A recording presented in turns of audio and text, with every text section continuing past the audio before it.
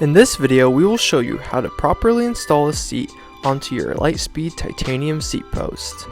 The tools needed are an adjustable torque wrench, grease, and a Y wrench with a 4, 5, 6mm Allen wrench.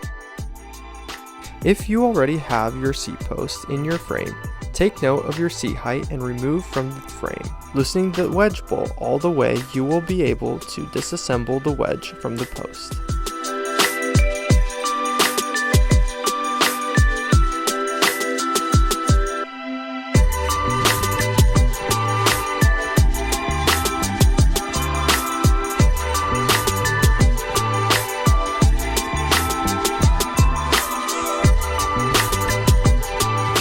Then clean and prep all parts to reinstall.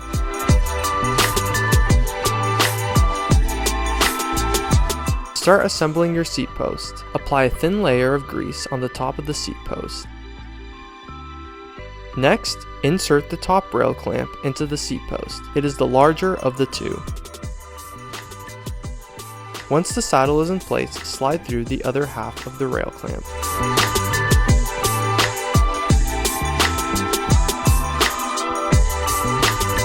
Then hold wedges in place and begin to tighten the through bolt. Now installing the post back into the frame, we can set out saddle height and angle.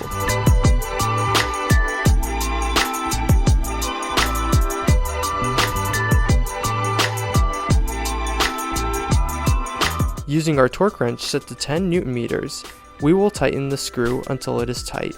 With some force, grab the front and back of the saddle and pull up and down on the nose as if you were trying to change the angle. This will help to settle in the wedge and is key to making sure the saddle won't move while riding. Using our torque wrench, we will check the bolt again. And that is it! Your bike is ready to ride.